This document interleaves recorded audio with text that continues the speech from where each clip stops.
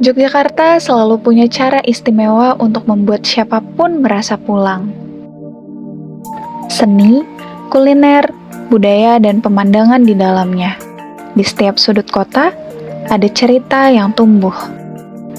Inilah cerita tentang mereka yang memilih bergerak bersama dan menjadikan kota ini ruang yang lebih bermakna.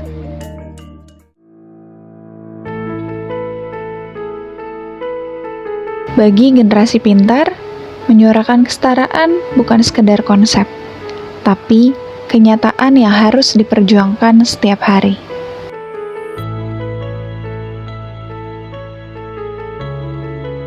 Kalau dari awal aku memang ada concern khusus ke literasi dan mental health ya.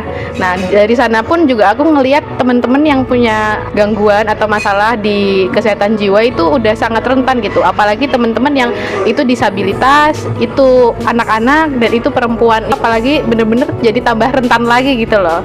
Nah dari semua kajaran yang aku dapat di kelas, terus abis itu juga ketika aku volunteering di lapangan tuh aku juga semakin merasa kalau oh ternyata tuh aku memang hidupnya masih nyaman banget gitu dibanding teman-teman yang lain. Jadi aku merasa ignoran kayak gitu.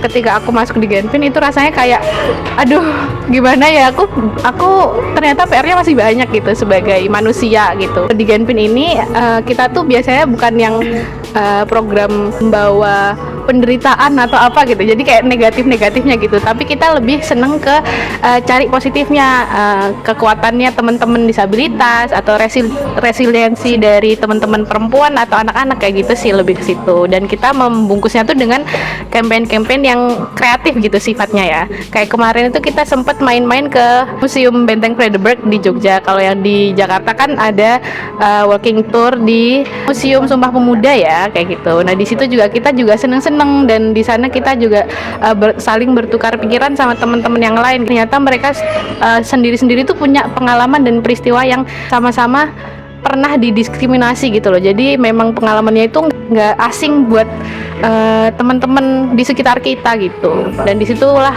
aku merasa kayak oh ini loh yang dibutuhkan sama orang muda sekarang gitu. Kayak banyak-banyak berdiskusi, banyak-banyak kita berpikir lah dan berdiskusi bareng-bareng untuk mencapai ya itu tadi masyarakat yang setara dan berdaya gitu.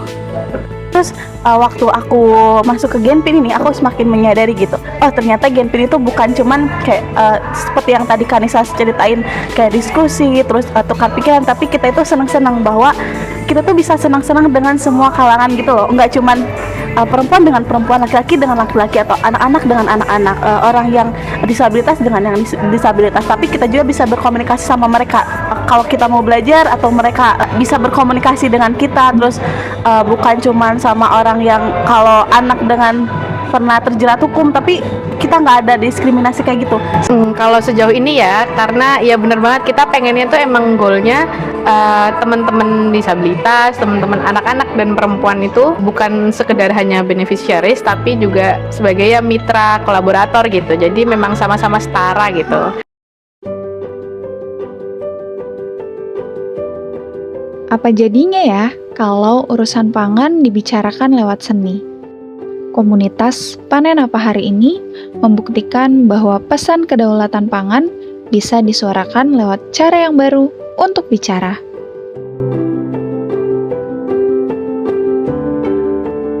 Kalau dari tahun 2000 aku bikin komunitas namanya Green Map. Green Map itu metode internasional. Terus masing-masing negara mengaplikasikan di site-site spesifik. Nah, Indonesia punya banyak Green Map. Ada Jakarta, Bandung, Jogja. Nah, seringkali ketuanya itu Jogja. Nah, itu juga bikinnya kan partisipatif. Di tahun 2020 COVID itu, aku membantu, bukan aku bikin, aku membantu dapur umum banyak. Terus aku mikir, wah, yang material yang dimasak dari petani aja nih. Kebetulan kan aku mendampingi warga-warga penggusuran, 40% lebih itu yang digusur itu lahan pertanian.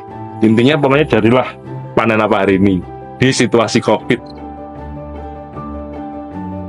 Terus udah paginya aku foto-foto ininya kan, panenannya gitu. Malah aku bikin e-katalog, share. Katalog kedua laku 2 orang. Jadi waktu itu aku tuh distribusi tuh kampung-kampung di lockdown. Terus tak foto, terus aku bilang boleh nggak kalau fotonya bikin cover gitu. Jangan kelihatan mukanya dong. Terus aku punya foto cabenya, aku punya foto dia gitu. Terus iseng aku tutupin aja mukanya. Dia nggak mau di expose mukanya kan, tutupin mukanya, tung gitu. Tuh, kontemporer nih gitu. Makanya seriesnya kan Customer 4.0. Awalnya itu bukan untuk karya, awalnya itu untuk cover. Terus namanya tak aneh-anehin gitu. Misalnya terong saling tolong, cabai merah lubang tambang semakin parah, cabai rawit setan kredit. Setiap minggu aku ngeluarin e-katalog gitu. Itu belum dianggap karya seni. Nah itu mulai aku bikin pameran di kafe yang nggak laku. Terus mulai itu kurator pada ngundang pameran online, disuruh ngisi diskusi. Ada temen dari Jakarta ngontak, Nang, kamu mau tak rekomendasi grand nggak? Wah, susah nggak? Kalau susah enggak, aku nanti yang ngurus. Kamu cukup ngirim portfolio gitu. Oh boleh deh.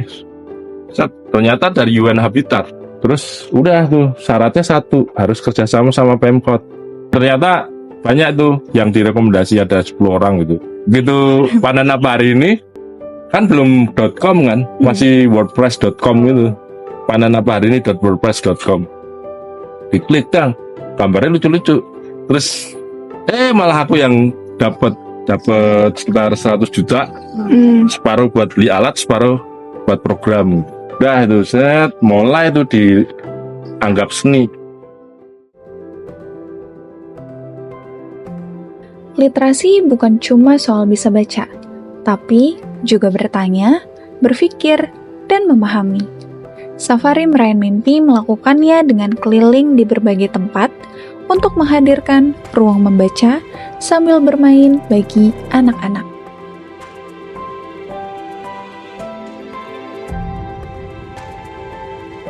Karena saya awalnya tumbuhnya itu dari forum anak daerah. Kemudian dari forum anak daerah ini, saya dulu di Jombang, itu sering kumpulnya di sebuah rumah baca di Jombang. Akhirnya sering kumpul, kemudian sering ikut juga beraktivitas juga di perpus. Akhirnya punya keinginan juga, akhirnya pengen punya perpus. Jadi sejak 2017 itu memang kita udah kepengen, akhirnya cari modalnya dari sampah daur ulang dan juga barang bekas. Nah, kita 3 tahun ngumpulin sampah itu dan juga barang bekas, akhirnya jadi di tahun 2020. Dan kenapa kita bisa sampai bertahan sejauh ini ya karena kita memang memegang beberapa prinsip. Salah satunya tadi komitmen, konsisten, keberlanjutan. Itu sih jadi yang kita pegang sampai sekarang. Jadi karena istilahnya kita bangun dari nol, yang dari sampah dan juga barang bekas.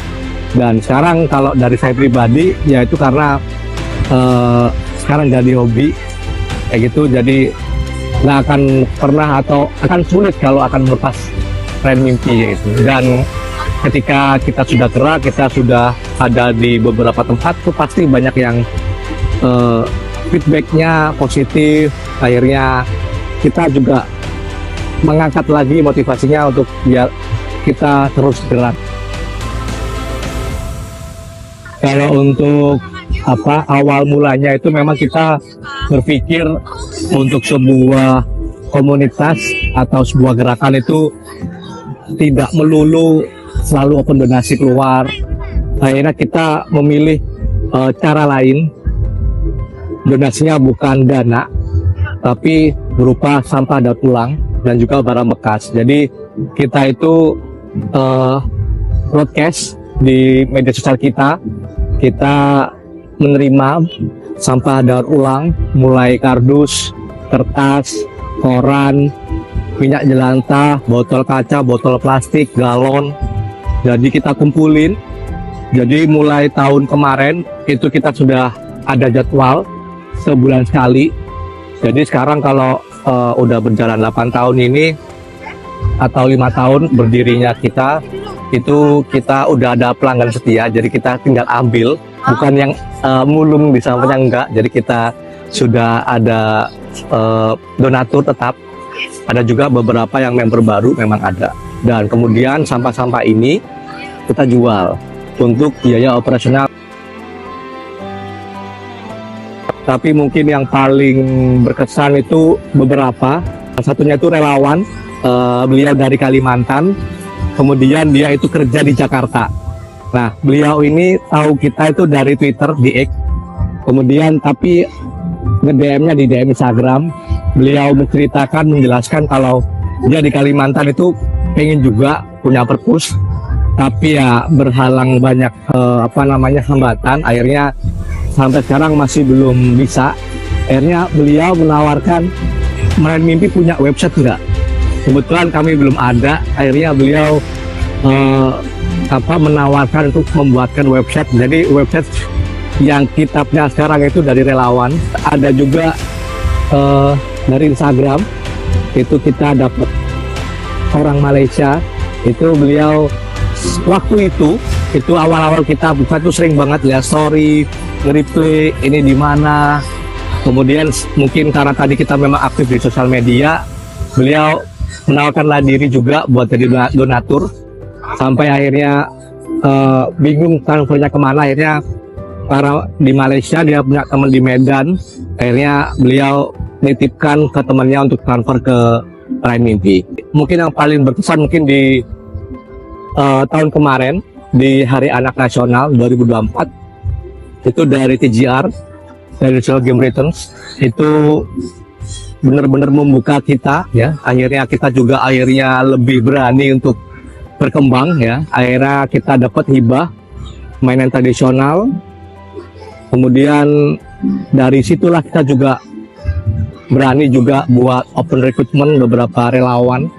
Mungkin itu sih yang akhirnya menjadi gotong royong sampai kita bisa konsisten, bisa berjalan, bergerak sampai sekarang. Dalam diamnya usia senja, para lansia delima berbicara lewat aksi. Bersama Bank Sampah Serikandi, mereka mengubah sampah jadi simbol keberdayaan dan cinta pada bumi.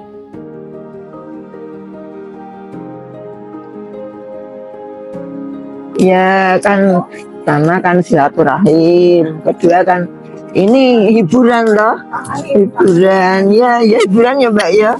Di rumah kan kerja rutin itu kan ya biasa, nek ini hiburan, ketemu kancane cerita-cerita. Dan yang jelas ini memanfaatkan sampah-sampah. Ya kadang nggak siapa yang punya di rumah bawa gitu. Ya pokoknya sukarela lah.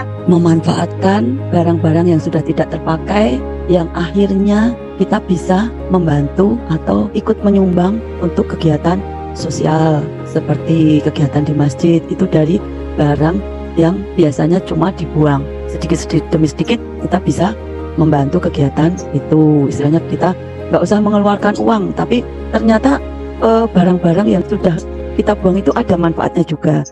Yang kedua, kalau senangnya dan paling berkesan itu ibu-ibu itu benar-benar ikhlas. Yang saya lihat ya, ibu-ibu itu benar-benar ikhlas. Kemarin hasil dari Serikandi itu untuk nyokong buka bersama, ada langgar musola, ada masjid, musolanya 2, kemudian ada RT sini yang kegiatan buka bersama itu disumbang.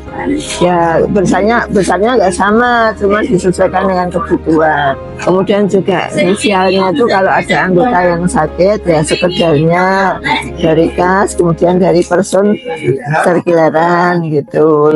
Tidak rame-rame, yang penting doakan gitu kan. Saya senang di Serikandi karena memang maneman aja, atau sayang kalau melihat kayak roso atau barang-barang yang habis dipakai kok cuma diongrokkan atau dibuang, itu kok kayaknya sayang kalau nggak dimanfaatkan. Bisa buat istilahnya buat dikumpulin, buat sodakoh gitu. Terus kayak sampah itu kan jarang yang mau istilahnya kayak sampah, kayaknya orang-orang itu udah jijik gitu loh, udah nggak mau megang gitu. Nah, Kalau saya kan kalau sampah itu ya mumpung nggak ada yang mau ngopeni, selagi masih bisa dimanfaatkan, ya kita manfaatkan. Ya seneng-seneng kadang-kadang dijak jalan-jalan, pernah piknik di pantai gitu. Di sini tuh kegiatan banyak. Misalnya kalau pagi-pagi itu pengajian setiap hari mesti ada ganti-ganti tempatnya. Jadi kan seneng gitu loh. Temu konco ada dapat ilmu. Ibu-ibu itu apa adanya. Jadinya saya juga senang seperti itu.